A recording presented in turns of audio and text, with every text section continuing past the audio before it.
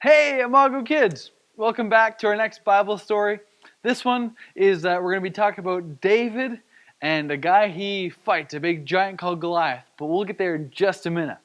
Got to ask, of course, about your 100 acts of kindness. How you guys doing? Have you done a lot? Awesome. I'm glad to hear it. I'm glad to hear some of you guys are still moving on.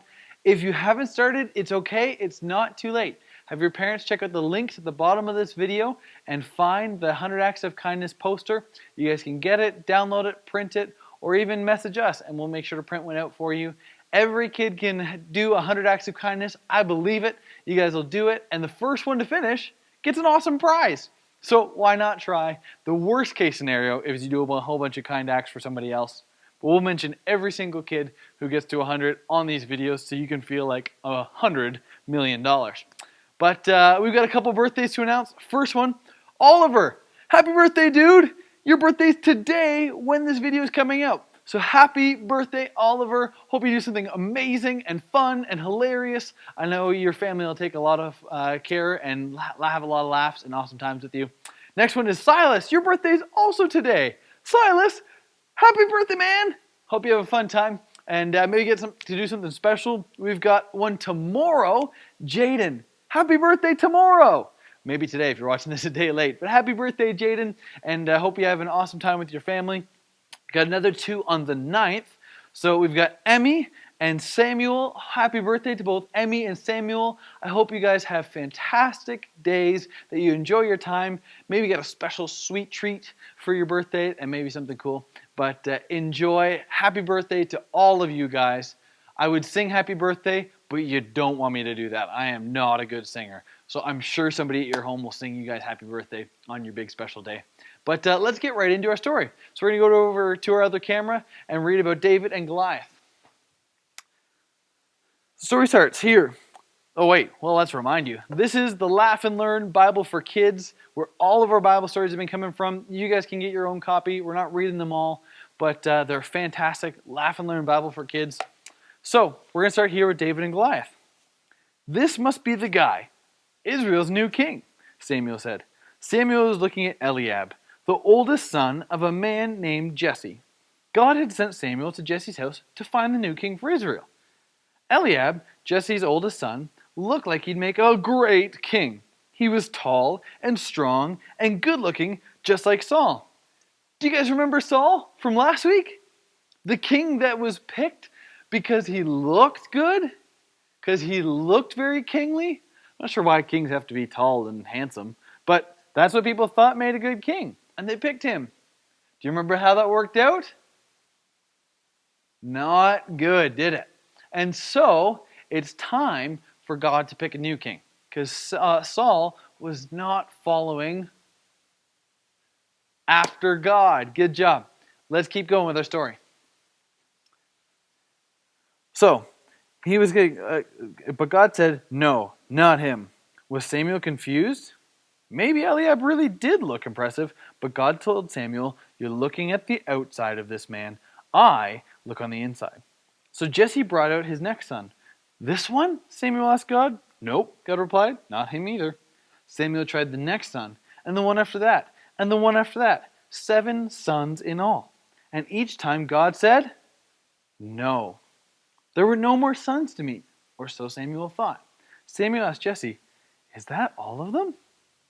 Well, there is one more, Jesse said, the youngest. He's outside taking care of the sheep. Jesse called in his youngest son, David. David didn't look like a king. He looked like a kid. Well, not only did he look like a kid, he also smelled like a stinky sheep. Ew! He was the one that was taking care of the animals. All the other sons were right there. Clean, probably handsome. They maybe heard that Samuel was coming to look for the new king, so maybe they got all showered and smelling nice. And they just thought, there's no way that David's going to be the king. He'll go and take care of the sheep. And then he started stinking like a sheep.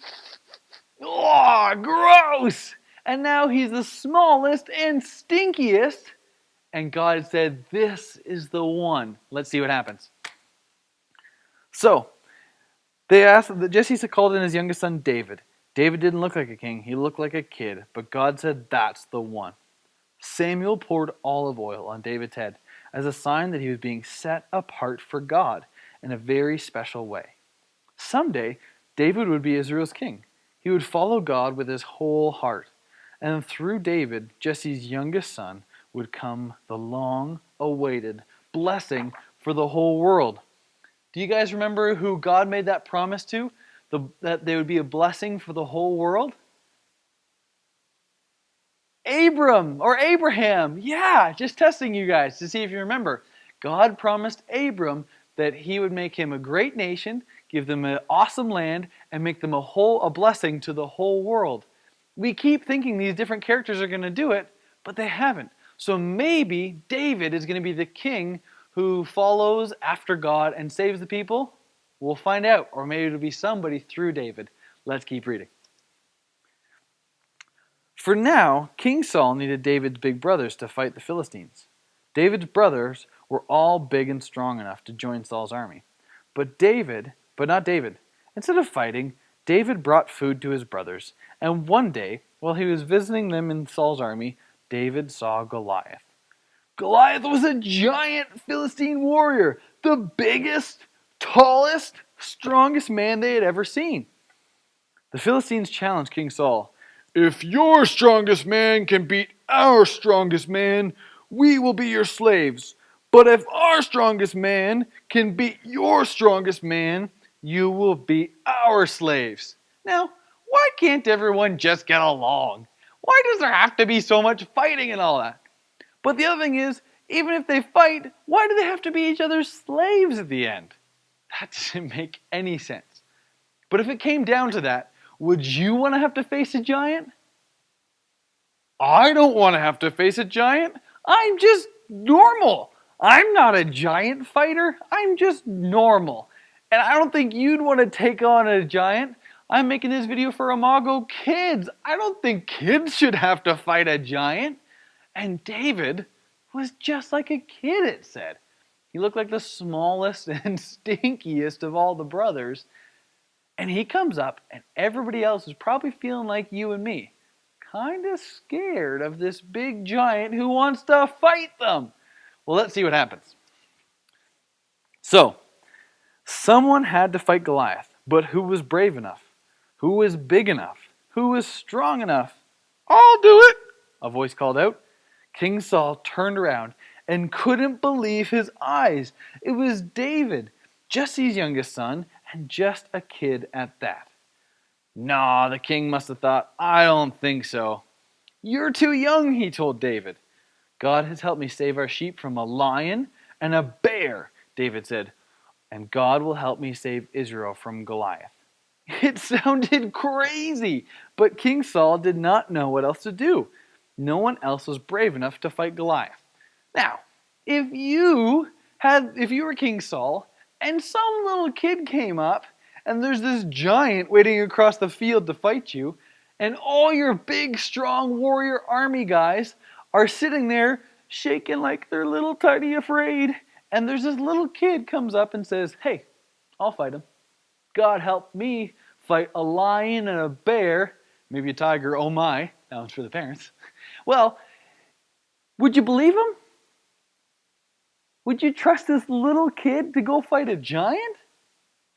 I don't know if I would. But Saul, I don't think he had a choice. I think the Philistines were probably getting pretty frustrated saying, "We're going to come get you if you don't hurry up and send somebody." So it's the only chance he had. And since this kid has said he's fought a lion and a bear, well, he may as well trust him. Let's see what happens. So, "Here, use my sword," King Saul said, giving him the best tools he could. "No, thank you," David answered. "It's too big for me." Instead of a sword, David took the slingshot he used to protect his sheep from the other animals. He picked up 5 smooth stones and walked onto the battlefield to meet Goliath. "Look at you! You're just a little stick," Goliath laughed. "And I'll break you into pieces and feed you to the birds." But David wasn't scared because David trusted God. "This battle belongs to God, and He's going to help me strike you down," David yelled. Then David put a stone in a sling, swung around his head, and around his head and around his head, and he let go of the stone. It flew through the air and hit Goliath right between the eyes. Right in the between the eyes. All right. And then it says, the great strong giant wobbled and he fell down dead. Israel was saved. Who had defeated Goliath? Not big, strong King Saul. It was little David, the one who was supposed to be taking care of the sheep and stinky like the sheep. David trusted God, and when we trust God with everything, God can use us to do amazing things, even if we're small. So, we got a couple fun facts. This one is this. The Philistines' giant Goliath stood tall, roughly 9 feet tall. So, I'm 6 feet tall, guys. So, you can see me here, just a normal sized person. It's like he's 1.5 of me. Now, that's tall. Have you guys ever seen a basketball net? Well, those are 10 feet tall. So imagine where the mesh hangs down, and that's pretty much 9 feet right there. That is so tall. And when you are that tall, you don't just go up, you also go out. Can you imagine how big his muscles would be? He could pick me up like no problem. Imagine if he picked a kid up like David. That's just crazy. So 9 feet tall. So in addition to this large stature, Goliath wore armor that weighed 5,000 shekels. That's 125 pounds. David, on the other hand, went into battle with no armor because it was too heavy for him to wear. With only 5 stones, a sling, and a great faith in God, young David defeated Israel's largest enemy. So, here are our questions for this week. Why did God choose David to be king even though he was young? Why do you guys think that God chose David to be king even though he was young? Uh-huh. Yep. Oh, yeah. I love your answers. Those are great answers. Well, we've been talking about it a lot. And in our science experiment, next week we'll talk about what God looks at, whether it's the inside or the outside. I'll let you figure that out. And our science experiment earlier this week was that God can take a little bit and make a lot out of it. God uses people who trust him. He continuously does that all the time. God chose David even though he was small because he was trusting God. And God can do so much through us when we trust him. Even the strongest, bravest, king-like looking guy, Saul, he didn't follow after God. And he could do some awesome stuff. There's lots of people who do amazing things that don't follow God. But God can do so much more when we trust him. And he can even take somebody who you'd least expect and do more than the strongest, smartest person when we trust in God. That's why God chose David to be king, because he knew David would trust him. Let's go to our next question. Next question is this. What giants are you facing right now? What giants are you guys facing right now? Well, not real giants. I know you're not facing real giants. The question is asking, what are the hard things you guys are facing in your life? Coronavirus, yeah. Being alone. A lot of homework. Just being sad. Those are a lot of the things. I think everybody has something that's frustrating in our lives. I think that's just how it is. That no matter how good things are going, we can still find it tough. We'll still find something to be upset about. And I think all of us probably have some really big and upsetting things right now. I'm not trying to make anything seem smaller than it is. But even when things are going just right, it's still sometimes hard for us to see things exactly how they are. I think of the Israelites, the people of God. And at one point, they were walking through the desert and God was giving them food out of the sky and making water come out of rocks so they could stay alive. And they still, as God's making this amazing thing happen, they go, we kind of miss eating different food. Now, I complain about things too, and I find things tough. But there's also a lot of things that do go wrong. But no matter what, whether it's things that maybe aren't all that bad or things that are really going wrong, either way, when we trust God with them, he can give us joy and hope, and he shows us his love no matter what. There's so many people in the Bible, and this is why we keep reading the stories, that things don't seem to go right for them, but they know that God is with them. So whatever giants you guys are facing, God is with you. We can know His presence when we pray, even when we just stop and think about it. We can also see His presence and His love in the people around us. Sometimes the way that we can feel God's love is how maybe our mom or dad love us, or our friends, or even we just think about Jesus and how He loves us. So I want you guys to know, no matter what giants you think you're facing, your God is with you, and He's bigger than any giant you can face, any problem you can face. So all we have to do is trust in Him. So let's try praying together. You guys ready? All right, you say this after me. Dear Jesus, help me see you more than my giants. Amen. Simple as that. Really easy. Let's do one more experiment to see what this is like.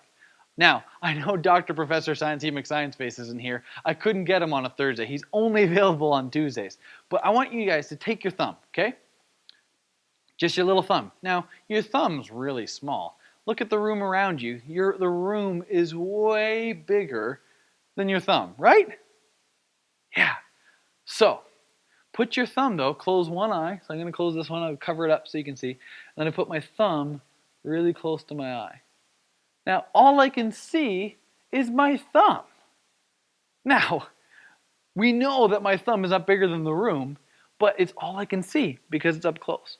But when I stop and I pull back and I see what the room is really like, I can see it for what it is. And I think God wants us to do the same thing. When we remember that God is bigger, we can see things the way they are. And so I want you guys to remember every day God's with you, no matter how big your giants are. That's an extra science experiment. I learned it from Dr. Professor Science Face. You'll have to tell him next time you see him that I used a science experiment without him. How crazy is that? Well, thanks for tuning in. We'll have another science experiment on Tuesday and another Bible story next Thursday. We'll see what King David keeps doing. Thanks for tuning in, guys. We'll see you soon.